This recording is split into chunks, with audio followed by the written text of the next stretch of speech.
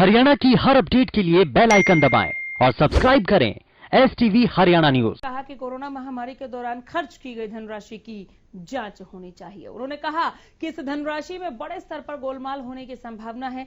किरण ने कहा कि RTI से प्राप्त जानकारी के मुताबिक प्रदेश सरकार ने अभी तक 345 करोड़ रुपए कोरोना महामारी पर खर्च कर दिए। एक मरीज पर लगभग 26,000 से अधिक का खर्चा दिखाया गया है, जबकि सच्चाई यह है कि कोरोना मरीज घरों में ही आइसोलेट किए जा रहे हैं और उन्हें करीब कुछ रुपयों की ही दवाई उपलब्ध कराई जा रही है। ऐसे में अगर देखा जाए तो केवल एक मरीज पर 4 से 5,000 का ही खर्च आता है। 26,000 का खर्चा तो किसी भी मरीज पर खर्च नहीं दिख रहा। सरकार को तुरंत इस पर संज्ञान लेना चाहिए। अगर इस तरह का कोई गोलमाल किया जा रहा है तो उसकी तुरंत प्रभाव से जांच होनी चाहिए।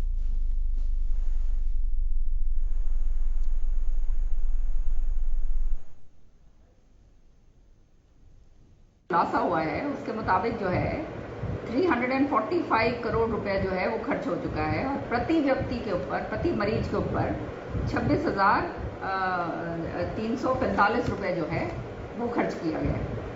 अब मैं पूछना चाहती हूँ कि ऐसी अंधेर नगरी तो हमने कहीं देखी नहीं।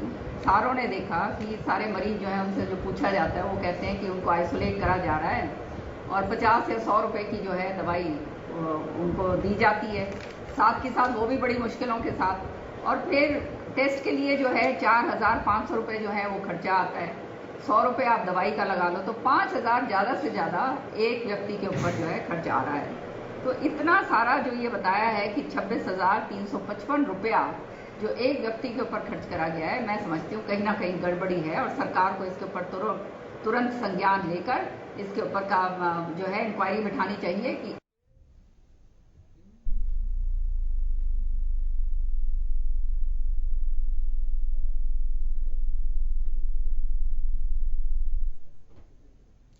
तो एक मरीज पर करीब 26,000 रुपए का जो खर्च दिखाया गया है सरकारी तौर पर, इस पर सवाल उठा दिया है।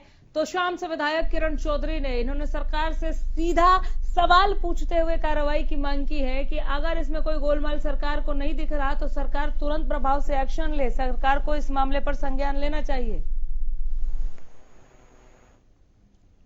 हमारे संवाददाता फोन लाइन के जरिए सुरजीत जुड़े हैं ज्यादा जानकारी के साथ। सुरजीत, कोरोना के खर्च पर सवाल बड़ा है, आंकड़ों के साथ बात कर रही हैं, RTI का जिक्र कर रही हैं किरण चौधरी, कोई जवाब मिला इन्हें? देखिए जी, जहाँ तक किरण चौधरी जी का सवाल है, उन्होंने जो अखबारों में 21 सितंबर को जो समाचार छपे हैं उसी के माध्यम से उन्होंने ये बयान दिया है। उसको पढ़ करके और उनका कहना है कि जिस तरह से पैसे खर्च किए गए हैं उस तरह की सुविधाएं जो हैं वो मरीजों को नहीं मिल रही है। अगर आप उनका बयान देख रहे हैं और सुन रहे हैं तो आपको सीधा पता चलेगा कि उन्होंने कहा है कि जिस तरीके से पैसे खर्च किए गए हैं, चाहे वो दवाई को है लेकर के, चाहे वो टेस्ट को लेकर के, उनका कहना है कि अधिकतर मरीज होम आइसोलेट किए जा रहे हैं और उनके ऊपर 26,000 और 355 रुपए का जो खर्च बैठता है वो किसी भी तरीके से खर्च नहीं किया जा रहा है। उनका सीधा आरोप है इस तरीके से जो उन्होंने बयान दिया है उसके माध्यम से। तो जैसे भी उनका बयान उन्होंने जैसे अखबारों से जो या सूचना प्राप्त की उसी के आधार पर उन्होंने बयान दिया। RTI के आधार पर नहीं बोल रही है किरण चौधरी? आपने देखा है कि अखबार में 21 सितंबर को ये अखबार में पूरी तरह खर्चा दिया है। मैडम किरण चौधरी यही कह रही है कि किसी RTI कार्यकर्ता ने मांगी है RTI और उसी के आधार पर उन्होंने बयान दिया है, लेकिन वास्तव में जो है वो 21 सितंबर को अखबारों में जो छपा है और सरकार का जो खर्चा दिखाया गया उसके आधार पर बयान है। चलो, बहुत शुक्रिया। कोई भी प्रतिक्रिया आती है तो मैं जरूर आपसे वो प्रतिक्रिया लेना चाहूंगी, लौटूंगी। फिलहाल बहुत धन्यवाद।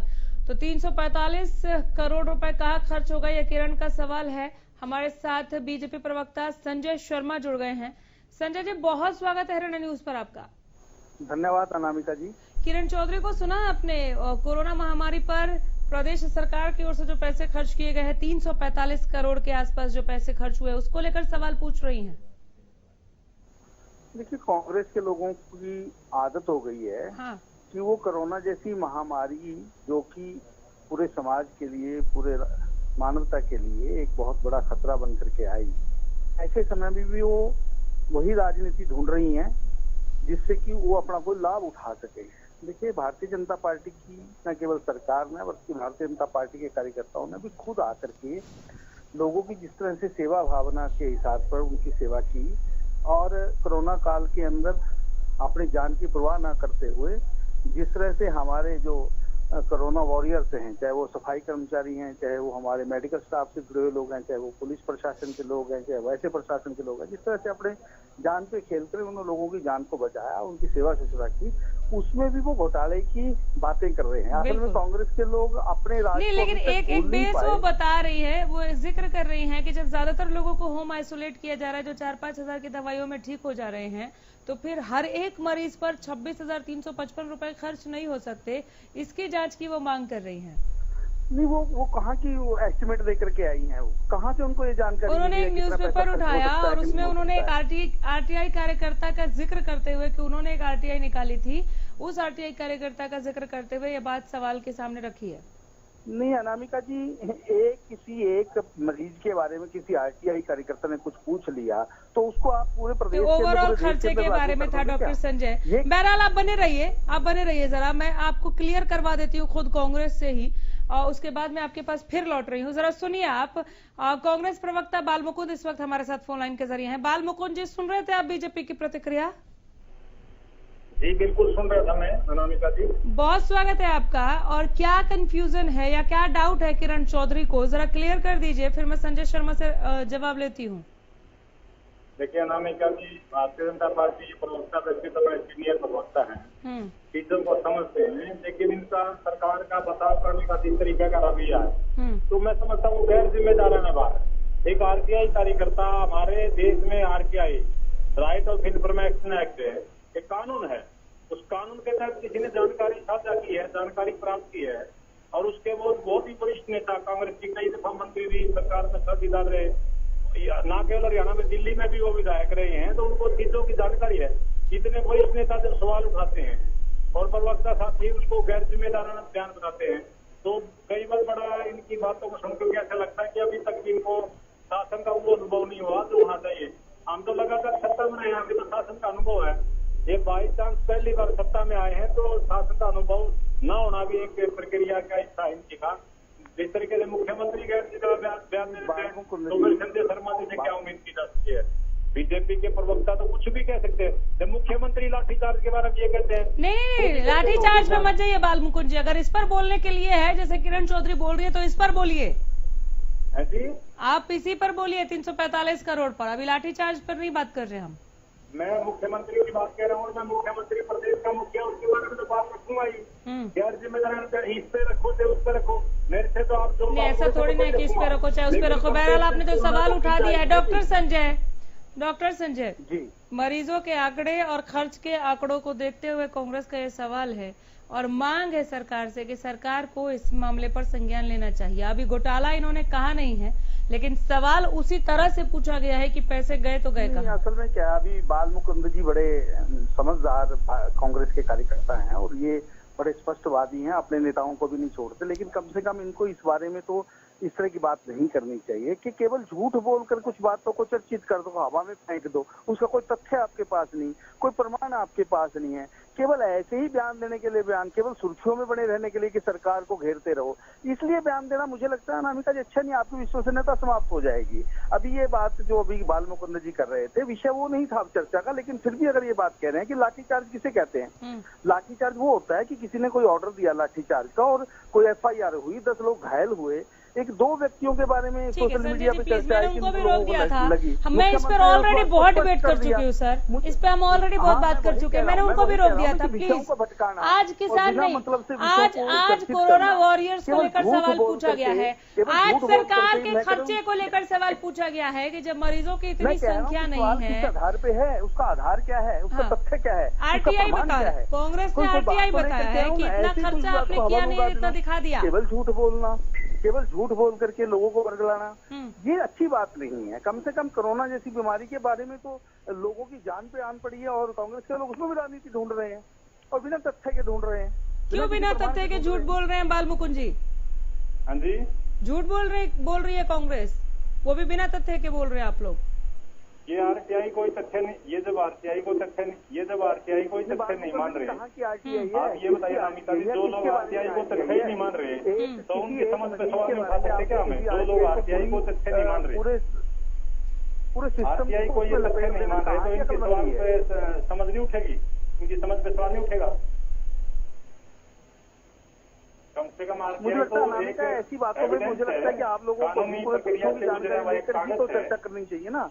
किस आधार पर किरण चौधरी ने ये आरोप लगाया, किस आधार पर किरण चौधरी ये बात कह रही है, मुझे बताओ तो सही। मुझे थोड़ा सा ब्रीफ करना पड़ेगा। डॉक्टर संजय, एक आरटीआई कार्यकर्ता एक आरटीआई लगाता है कि कितना पैसा अभी तक खर्च हुआ है कोरोना काल में, चूंकि लोगों की जो संख्या है वो बढ़ती जा रही है, लोगों को उतना लाभ उसका मिला नहीं है, ये बोल के उसने सवाल पूछा था।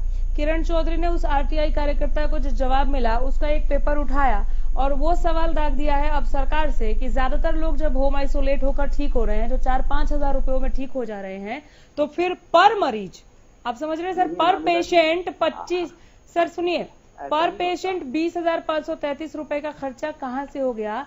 हर पेशेंट पर 20-25 हजार रुपए खर्च नहीं हुए हैं, ये कहना है किरण चौधरी। एवरेज नहीं निकाला जाता अनामिका जी, मैं आपको बताने की कोशिश कर रहा हूं। हाँ नहीं, ये किरण चौधरी को बताइए आप। हाँ, तो जब ये बीमारी आई तो क्या हरियाणा सरकार या किसी भी सरकार के पास इतना प्रबंध था कि ऐसी महामारी जिसका कोई इलाज नहीं अभी तक बना, जिसके लिए वेंटिलेटर चाहिए, जिसके लिए लोगों को इस तरह की किट्स चाहिए कि उनसे बचने के लिए इस बीमारी से, पीपीटी किट्स जिसको कहते हैं, जो ऑक्सीजन के लिए पेशेंट्स को देने पड़ते थे वो इंस्ट्रूमेंट्स चाहिए, या सैनिटाइजर चाहिए, या उसकी दवाई। लेकिन हर एक मरीज पर 26,000 रुपए खर्च नहीं होंगे ना डॉक्टर संजय? सुनिए तो ना, अगर 345 करोड़ रुपए की बात करें तो सारी इंफ्रास्ट्रक्चर को बनाने में इतना पैसा खर्च हुआ है कि मरीज पे खर्च करने के लिए नहीं हुआ इतना पैसा खर्च। आप उसको सारे मरीजों को डिवाइड कर दोगे उस खर्चे को, ऐसा थोड़ी होता है। जो इंफ्रास्ट्रक्चर बनाया है वो इंफ्रास्ट्रक्चर आने वाले समय के लिए सब सिविल हॉस्पिटल्स में, सब कोविड हॉस्पिटल्स में इस तरह की व्यवस्थाएं करी हो, इस तरह की सुविधाएं। मिल गया जवाब बाल मुकुंद जी के हिसाब से कैसे बांट रहे हो आप? बाल मुकुंद जी है क्या ये? हम नहीं, ये कांग्रेस बांट रही है, हम तो पूछ रहे सवाल कि कहाँ खर्च हो गए 345 करोड़। अगर कोई खबर निकली है आपके सियासी गलियारे में तो हम तो बात करेंगे, आप पूछेंगे तो हम कांग्रेस से सवाल दागेंगे, वो पूछेंगे तो आपसे। बाल मुकुंद जी जवाब मिल गया? बाल मुकुंद जी, अरे ऐसे अगर आप पूछने लगे सरकार से तो कहां से काम चलेगा सर। चलिए, फोन डिस्कनेक्ट हो गया। बहुत शुक्रिया संजय शर्मा जुड़ने के लिए और इनका डाउट क्लियर करने के लिए। तो कोरोना के नाम पर गोलमाल, एक बड़ा क्वेश्चन जरूर उठाया था किरण चौधरी ने, लेकिन उसका जवाब अभी बीजेपी प्रवक्ता ने बखूबी दे दिया है।